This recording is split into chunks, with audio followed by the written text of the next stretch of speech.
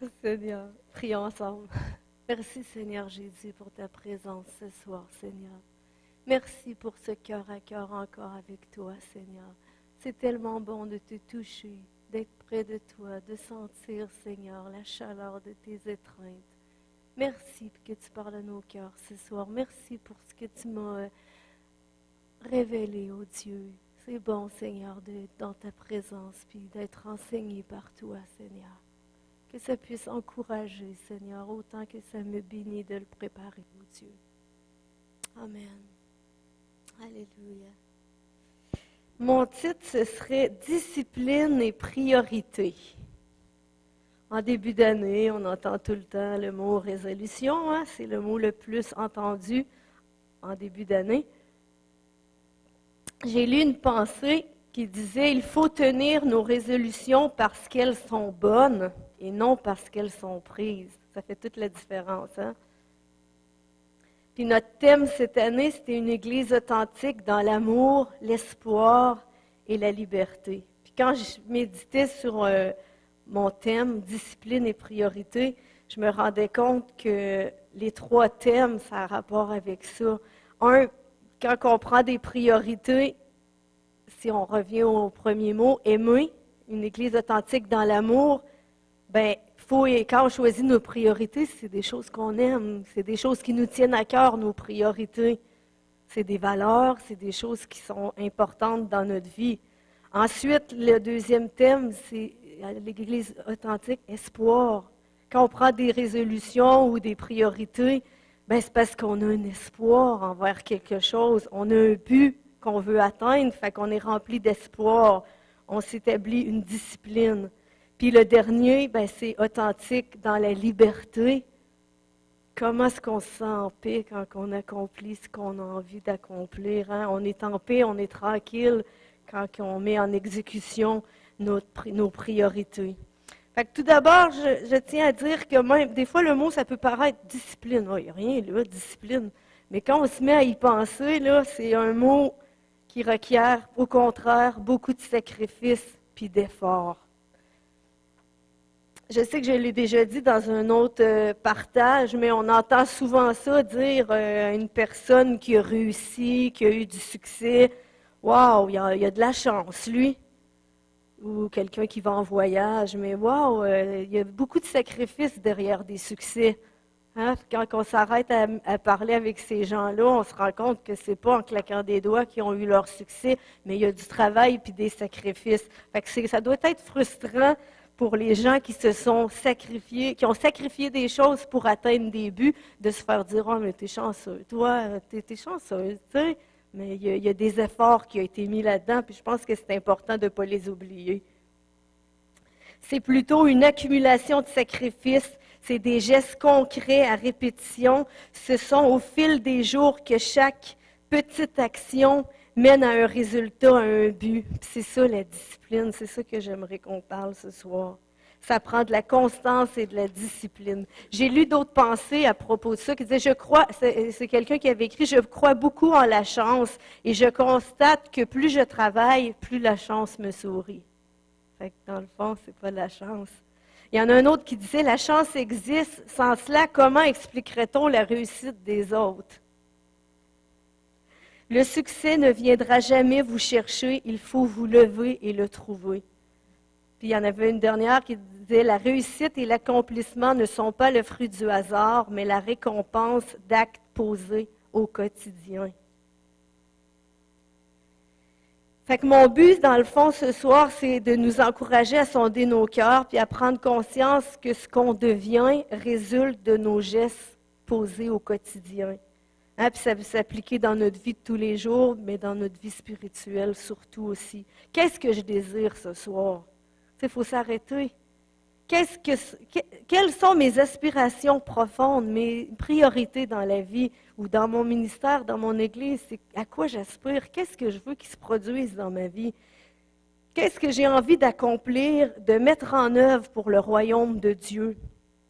Je pense que la première étape, c'est de s'asseoir, de prier avec Dieu, puis de dire, Seigneur, moi, je ne veux pas juste être assis. En tout cas, moi, c'est pas ça que je veux, être juste assis puis attendre. Non, je veux établir une liste, dire, Seigneur, moi, j'aimerais ça, voir des gens qui viennent à l'église. J'aimerais ça, mais si on reste assis, c'est sûr qu'il ne se passera rien. C'est comme je pourrais donner plein d'exemples, je vais sûrement en donner tantôt. Il faut qu'on s'active. Fait que ça prend de la discipline.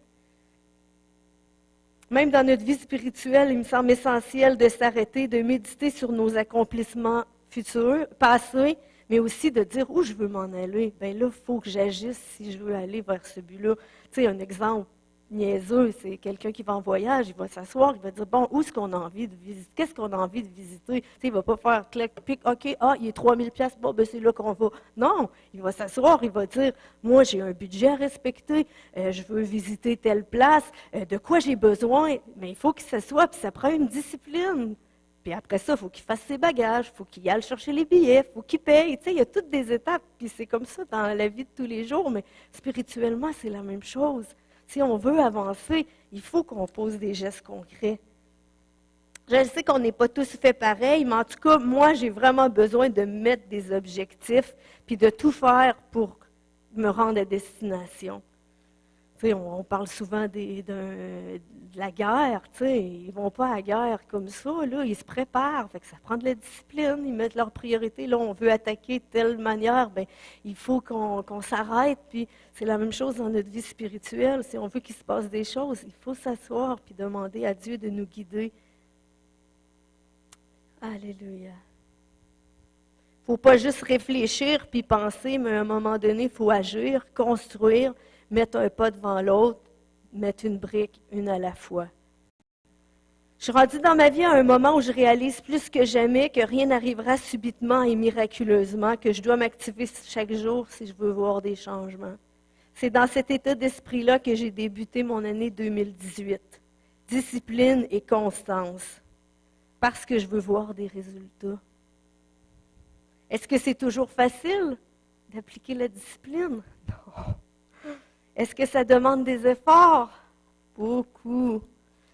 Dieu désire des gens disciplinés et constants pour son service.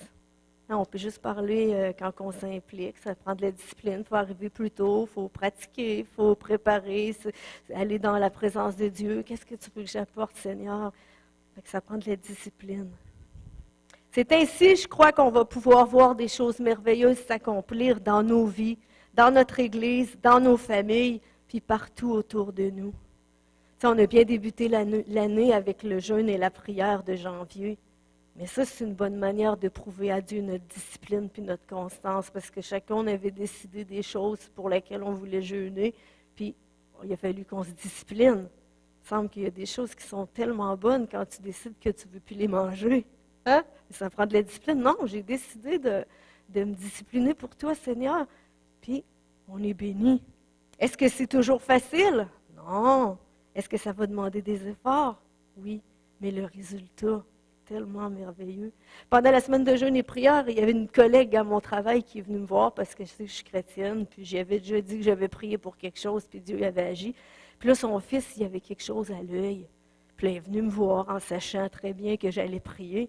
Puis là, cette semaine, elle vient me voir. « Hey, il est guéri. Il n'y a plus rien à son œil. » Elle dit, « Je voulais venir te le dire. » J'ai dit, « Hey, j'ai prié. » Elle dit, « Je le sais que tu as prié. » Elle dit, « C'est pour ça que je viens te le dire. » Puis elle dit, « Moi aussi, j'ai prié. » Elle dit, « Mon fils, il ne croit pas à ça, mais il voulait quand même que je te dise merci d'avoir prié pour lui. Tu ne le connais pas. » Mais j'étais là, « Wow! » C'est des témoignages puissants, mais c'est ça. Il faut qu'on...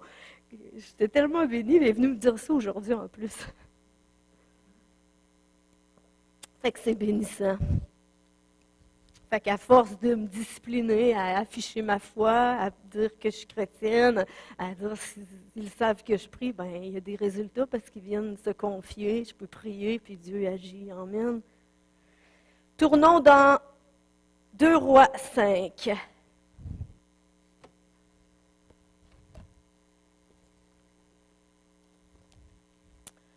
Quand que je dis que c'est pas facile des fois la discipline, c'est l'histoire de Naaman qui était malade, puis qui ont dit d'aller se tremper 7 fois dans le Jourdain. Il ne voulait même pas le faire. Ça dit qu'il était frustré puis qu'il est parti. Mais quand il a dit, OK, bon, tu sais, c'est niaiseux, mais là, il y a un de ses serviteurs, il avait dit, il t'aurait demandé quelque chose de difficile, puis tu l'aurais fait. Là, c'est facile, puis tu ne veux même pas le faire. Il fallait qu'il se plonge une fois, qu'il pule sur son orgueil.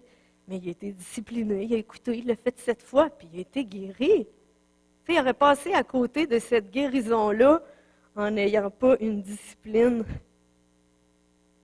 Est-ce que ça nous arrive peut-être parfois d'avoir cette attitude devant Dieu quand Dieu nous demande de peut-être céder des choses, de sacrifier des choses, puis de se discipliner pour Dieu?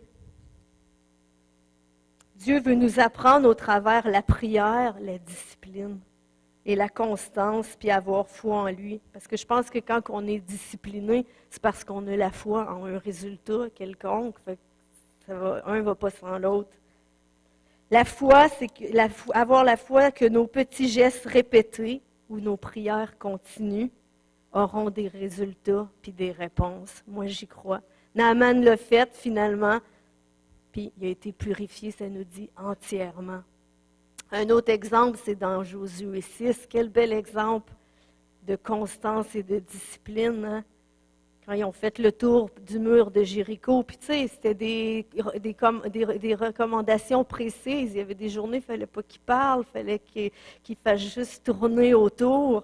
Il aurait pu dire, voyons, c'est bien long, niaiseux, là. Tu sais, voyons, on va, tu sais. Non, ils ont eu foi que ce qui avait été demandé, ça devait être pour un but, puis ils se sont disciplinés, puis, wow, le mur s'est écroulé. Fait que je crois que c'est la même chose dans notre vie spirituelle. Si on veut voir des murs s'écrouler dans nos vies, il faut se discipliner à lire notre parole, à passer du temps avec Dieu, puis on va voir des choses merveilleuses s'accomplir. Vous y croyez? Ça va avoir des répercussions dans nos vies. Ça demande de la rigueur au quotidien, passer du temps à rechercher la face de Dieu, à méditer la parole, à chanter les louanges du Seigneur, discipline constante chaque jour. C'est ainsi que nous pourrons être témoins de victoire dans nos vies. Moi, je veux être témoin de victoire dans ma vie, de victoire dans notre Église, de choses grandioses. Tout comme le peuple a été témoin de l'écroulement du mur de Jéricho, nous aussi nous serons témoins de l'écroulement des murs de nos vies, de toutes ces choses qui nous empêchent d'avancer. Pour priorité, j'ai débuté l'année, c'est ça, alors avec le désir d'être encore plus disciplinée puis plus constante dans ce que je désirais. Je commençais toujours l'année en me disant « Ah, il faut que je me remette comme il faut. » Des fois, je saute des jours pour mon culte. Des fois, je lis pas ma Bible. Puis là, je me suis dit « Non, je veux plus faire ça. Je veux pas le faire pendant 2 semaines. » Puis après, je me rends compte que ça fait 3 jours que je l'ai pas fait. C'est pas ça. Je veux, Seigneur, être discipliné. Fait que c'est vraiment comme ça que j'ai débuté mon année. J'ai dit, bon, là, il faut que je m'assoie. Qu'est-ce qui fait que ça ne marche pas? Tu sais, il faut s'arrêter des fois et dire, pourquoi ma formule, elle marche 2 semaines, puis après, elle ne marche plus? Je veux que ça marche tout le temps. Fait que moi, je fonctionne avec des calendriers. Je suis de même, j'aime ça voir. Là, c'est niaiseux, là, mais j'en ai 4. À tous les jours, j'en ai un pour telle affaire. Puis là, faites juste l'exercice. Si vous voulez commencer à vous exercer, à être discipliné, juste dire, OK, ma discipline, c'est juste de faire un X à tous les jours quand la journée est finie. Tu te rends compte à un moment donné, on est rendu 2 semaines plus tard, j'ai même pas fait mes X depuis 2 semaines. Pourtant, c'est niaiseux, faire un X, ça prend 2 secondes. Tu sais, c'est juste des petits moyens d'être discipliné. Là, ça, c'est ma discipline d'entraînement puis de lecture de Bible. J'ai dit, bon, ben là, Seigneur, je veux cette année qu'un n'aille jamais sans l'autre. Je suis capable de prendre du temps pour m'entraîner puis prendre soin de mon corps, mais je veux à cette heure être capable de prendre du temps pour lire ma Bible à tous les jours. Fait que depuis le début de l'année, mon cadran il sonne à 5h30 le matin. J'ai le temps de tout faire ça. J'en reviens même pas. J'en reviens même pas quand on met nos priorités au bon endroit, tout ce qu'on est capable d'accomplir après. C'est juste incroyable. Des fois, je m'arrête à dire, « Hey, j'en reviens pas tout ce que j'ai eu le temps de faire un matin. » J'en reviens pas. Je dis à mes collègues, des fois, qui sont là. Ils se diraient folle, mais bon, ça ne me dérange pas. Mais c'est incroyable quand tu dis, là, Seigneur, je veux te consacrer ma journée. Fait que moi, quand je me lève, c'est les 2 choses principales que je fais. C'est ça parce que je veux les faire. C'est important pour moi d'être en santé. Puis c'est important que mon cœur aussi. Fait Fait qu'on est rendu quoi, là, le 14, puis je l'ai fait tous les jours. Puis le week-end, je prends des pauses d'entraînement, mais pas de lecture de Bible, puis de temps avec Dieu. Puis je suis tellement bénie, me semble, depuis le début de l'année. Je vois plein de choses s'accomplir. C'est comme ça, en se disciplinant, que le Seigneur agit. Puis je dis pas ça pour me vanter de quoi que ce soit, là. C'est juste pour faire réaliser que c'est incroyable quand on prend le temps de demander à Dieu son aide, tout ce qu'on est capable de faire. Mais je me mets au défi de faire le TX. Juste l'essayer. Donc là, je n'ai un pour ça. Après ça, je n'ai un à ma job. Pour ma job, là, moi et ma collègue, on écrit nos congés. Fait que là, on a un calendrier juste pour ça. J'en ai un autre pour mes rendez-vous. Je fais un autre X. Je fais plein d'X par jour quand la journée est passée. Amen. Fait que c'est ça. Je crois que c'est essentiel de trouver une manière, selon ce qu'on est, pour mettre en exécution nos buts, puis de trouver des motivations, de bien s'entourer, d'en parler, puis aussi, c'est aussi une bonne chose, la discipline, ça s'apprend. Je réalise que c'est... Oui, c'est ça, j'ai dit, j'ai devancé mes notes. Amen. Puis c'est ça, comme je disais tantôt, c'est vraiment quand tu mets les choses qui sont importantes dans ta vie en premier, en ordre d'importance, bien tout, qu'est-ce que tu es capable d'accomplir. Priorité, c'est là que je voulais en venir. Dans le dictionnaire, priorité, c'est qualité de ce qui passe en premier dans le temps. C'est pour ça que pour moi, c'était important de dire, c'est ça que je fais en premier. C'est ça, Seigneur, je veux lire ma Bible aujourd'hui. Je ne veux pas arriver le soir et dire, ah ben finalement, il est arrivé tel imprévu, j'ai pas eu le temps finalement de lire ma Bible. Non, c'est ça que je veux faire en premier. Si je veux faire d'autres choses le matin, ben, je vais mettre mon cadran encore plus de bonheur parce que je ne veux pas négliger ça. Puis merci Seigneur, il m'aide. Puis j'ai hâte de me lever le matin. C'est même pas un fardeau. J'ai hâte d'être assis avec mon café et de dire, Seigneur, qu'est-ce que tu veux me dire aujourd'hui? C'est tellement bon la présence de Dieu. Si on veut avancer dans notre marche, il faut céder la place à Dieu. Tu sais, dans la priorité, là, si on parle d'un véhicule prioritaire, là, c'est que tous les autres véhicules se tassent puis ils laissent passer, là, mettons, si on parle d'une ambulance, c'est un véhicule prioritaire. Si la sirène retentit, tous les autres chars, il faut qu'ils se tassent parce qu'il y a priorité. Mais si on dit que Jésus, c'est notre priorité, il faut qu'on cède des places dans nos vies pour y laisser la place. Trop souvent, pour ma part, même si je le savais, j'accordais pas vraiment la place première à Dieu dans ma vie. Si des journées, je n'avais même pas le temps d'y parler. Ou j'avais le temps de lire à la course, bon, un petit verset. Oui, c'était mieux que rien, mais c'est pas ça que je voulais pour 2018. Je veux monter plus haut. Ben, il faut que je pose des actions concrètes pour y arriver plus haut. Puis quand on le fait, on obtient des résultats. C'est sûr.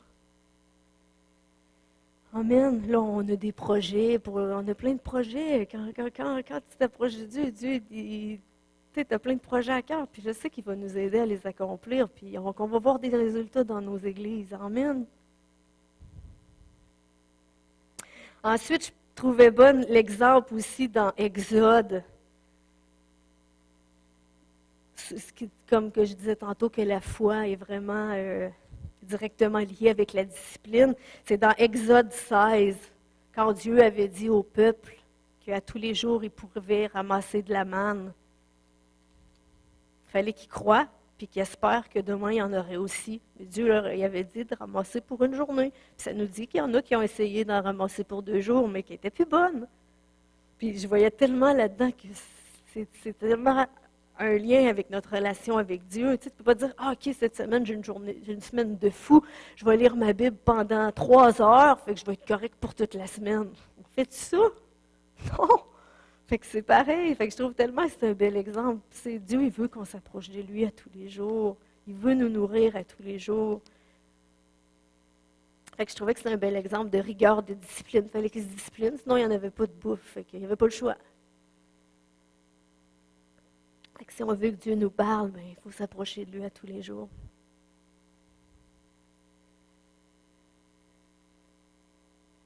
Alléluia.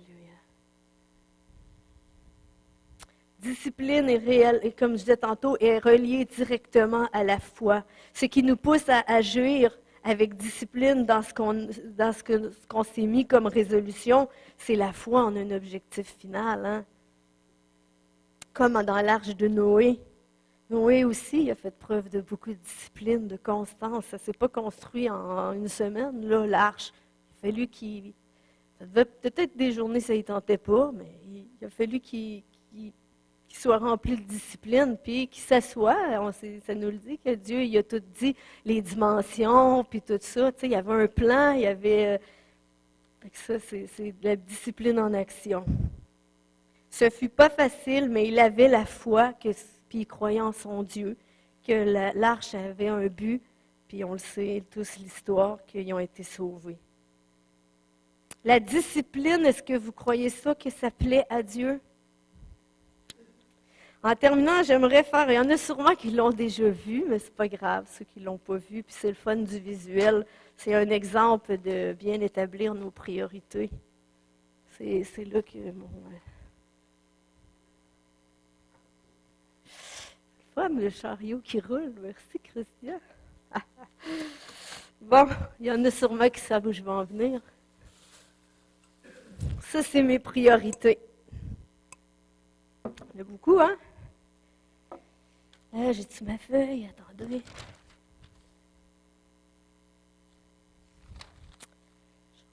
OK. Mes priorités. Ensuite, c'est des choses importantes aussi, mais moins importantes un peu que mes priorités. Puis ensuite, ça, c'est des choses, des loisirs ou plein d'autres choses. Voilà. Puis ça ici, ça représente une journée. Ou ma vie, mais en une journée. Qu'est-ce que vous pensez? Je veux tout mettre ça dans ma journée. Puis... Fait qu'ici, ça représente ma lecture avec le Seigneur, mon temps que je prends avec Dieu. Il y en a beaucoup, là, mais...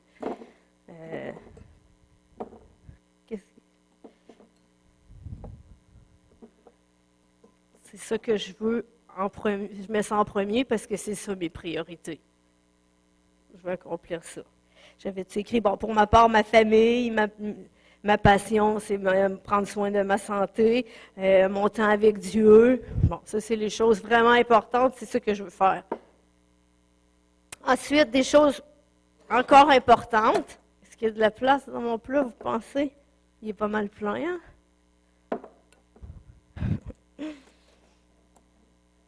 J'ai compris en ce début d'année que mes priorités, c'est ce que je dois faire en premier dans ma journée si je ne veux pas passer à côté.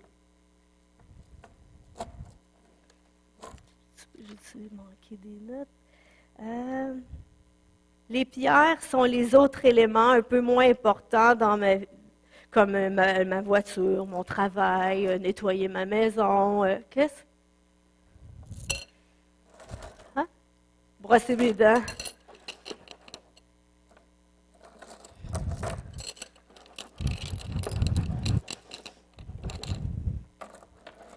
Je l'ai pratiqué chez nous, ça marchait.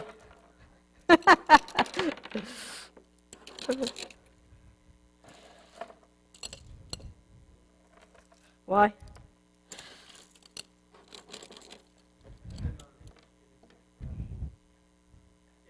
Tiens, commencer à être plein mon plat. Ici, ça peut être relaxer, écouter la télé, faire de la lecture.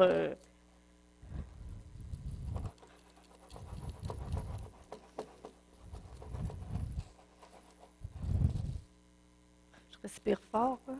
Je m'entends respirer, je suis désolée.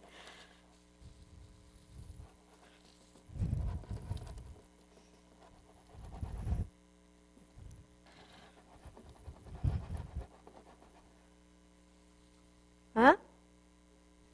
Beaucoup d'imprévus. Surprenant, hein?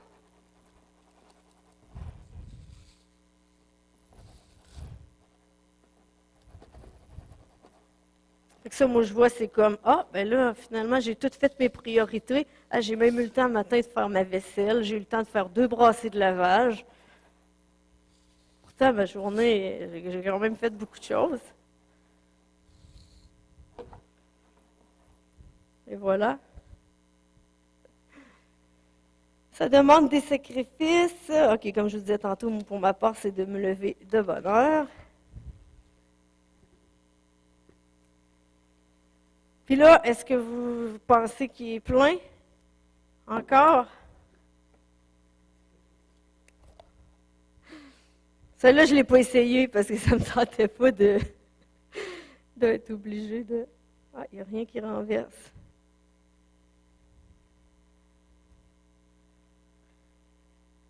Si j'aurais mis l'eau en premier, ou le sable, ou les pierres, j'aurais jamais été capable de lire ma Bible puis de m'entraîner. J'aurais jamais été capable de faire ce que c'est important pour moi. Il est tout rempli. Alors l'eau, j'ai fait exprès pour aller me chercher un café Tim Hortons parce que c'est l'eau, dans le fond, ça c'est pour nous rappeler que peu importe à quel point notre vie peut paraître remplie, on peut toujours encore trouver de la place pour prendre un café avec un ami ou faire du bien à quelqu'un. Ah, j'ai pas gagné. Nous avons la capacité de tout accomplir, vraiment tout, si nous utilisons notre temps intelligemment. Discipline, constance pour respecter nos engagements au quotidien.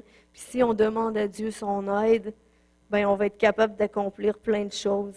Puis on va être capable de servir puis d'œuvrer dans son royaume. Vous y croyez? Moi, j'y crois. Amen. Là, quand j'ai fait ça à la maison, mon fils, il a vu ça. Puis là, après, il avait tout vu les affaires. Il dit, ben là, c'est pas tout ce que tu avais là qui est rentré là-dedans. Ouais, non. Ben, j'ai dit, quand tu places bien les affaires, là, j'ai dit, ça va être pour mon partage. Il était là, aïe, aïe. Fait que c'est ça. Ça parle, mais c'est ça. Fait que je laisse la place.